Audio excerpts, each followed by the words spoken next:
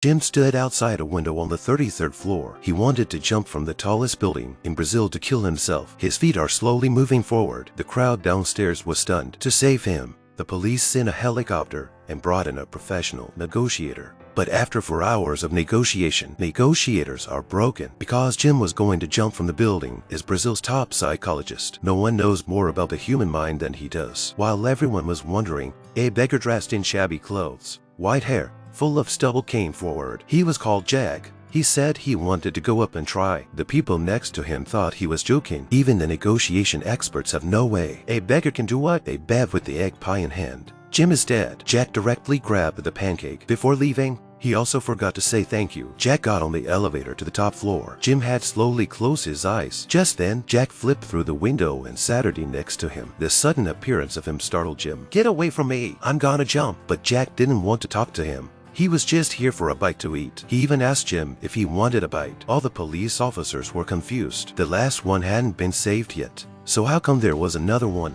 But Jack said everything was fine here, and he would take care of the rest. The cops couldn't believe it, but they left anyway. Then Jack said, "I got rid of them all. Now you can jump without any worries." Jim knew it was a trick. It didn't work on him. Just as Jim was about to jump, Jack said again, "Every 4 seconds someone tries to commit suicide. Do you know that? You know, when you think about it, a suicidal person is really a murderer." What? Jim was confused. Why does a suicidal person become a murderer? Jack went on to explain, "You didn't just murder yourself. You also killed your family and friends who love you." Jim's defenses were finally breached. He slowly pulled out a picture of his son. Jack continued. He began to provoke Jim. "Aren't you an expert? Have you ever seen a book that says suicide can solve everything?" Jim was silent and hungry. He stared at Jack helplessly. "Like it? You can borrow it if you want, but not if you're gonna jump, of course. You might ruin it." Seeing Jim's heart loosen up a bit, Jack stimulated him further. And sure enough, Jim was irritated by him. He shouted, "You don't know what I've lost, and you don't know what I have lost." Jim was silent after hearing this, and who can be more lost than a beggar? Jim questioned what he was in the end. At this point, Jack told his story. The seemingly scruffy Jack's identity is a shock to everyone. His body was laid out on the coffin, but friends and family at the funeral were talking and laughing.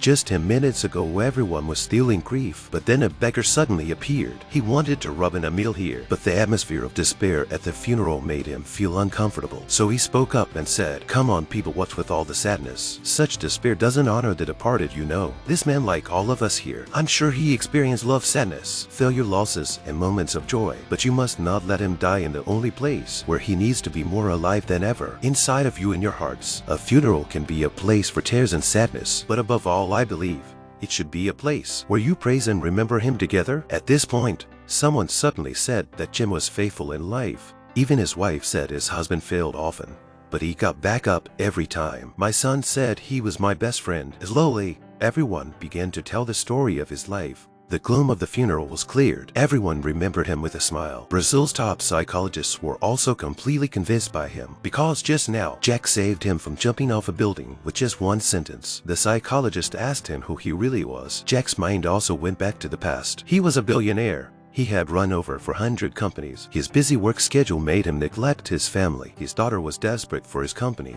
but he didn't even have time to go to his daughter's performance. He promised his daughter that he would be there for her, but he didn't do it once. Under his daughter's eager eyes, he put off everything he had to do. He decided to spend time with his family. But just as he was getting on the plane, his phone rang again. It was a very important meeting. His wife begged him not to answer it, but Jim didn't listen to her. He picked up the phone anyway. After hanging up the phone, Jim looked apologetic as he told them to get on the plane first. He turned around and left. He left his family with a disappointed look on their faces. He Saturday in the car. His face was filled with guilt. Suddenly there was a loud bang and the plane exploded. He rushed into the wreckage of the accident. At that moment, he realized that even his wealth was not as important as his family. He regretted not being there for his family.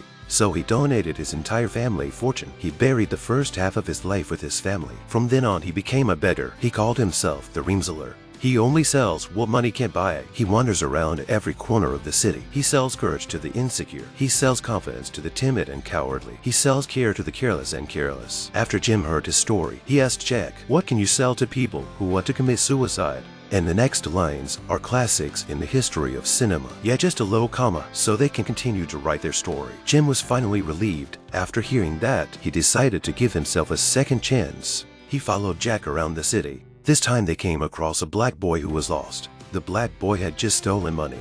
The security guard who came after him wanted to take him to the police, but Jack stopped him. He asked the old woman from whom the money had been stolen, "Are you sure this is what you want to do? That boy just stole my purse. He's old enough to be your grandson, isn't he?" The old grandmother seemed to remember her grandson. The black boy also bowed his head in shame. "Let the boy go." The boy gave her back her wallet. Jack saved the lost boy with just a few words. The psychologist next to him was also touched by him. He gave up the idea of suicide. He decided to go back and have a good talk with his son. But on the news, he heard the message that his son was going to jump off a building, and it was in the same place. Jim, as a top psychologist, couldn't get inside his son's head. He rushed to the roof of the building. He stepped over the windowsill. His son saw it was his father coming. His heart broke even more. He yelled at Jim to get out of the way. As a psychologist, he demanded perfection in everything. Jim had been extremely strict with his son since he was a child. He never cared about his son. This caused him to feel too much pressure. He tried to commit suicide by jumping off a building. His son thought he was a burden and a liability to the family. Jim tried to get his son to hold his hand, but all he got in return was abuse and accusations from him. In the face of Jim's pleading, he was not moved in the slightest. He slowly opened his arms. When he was about to jump, Jim made an amazing decision. "In that case, I'll jump first." "What did you say?" "I know I could never live without you." Jim slowly moved his feet. His body was hanging in the air. He was about to fall. His son immediately rushed to stop him. They hugged each other tightly. Then he realized how important he was to Jim's heart. Their suppressed emotions finally exploded. "Please let me help you. There's nothing you can do for me?" "Yes, there is. Your old man can sell you a little comma, and that way you can continue to write your story. In this busy world, if you're feeling tired, why not put a comma on your life? You can stop and spend more time with your family and see more of the outside world. Sometimes you need to press the fast forward button in life,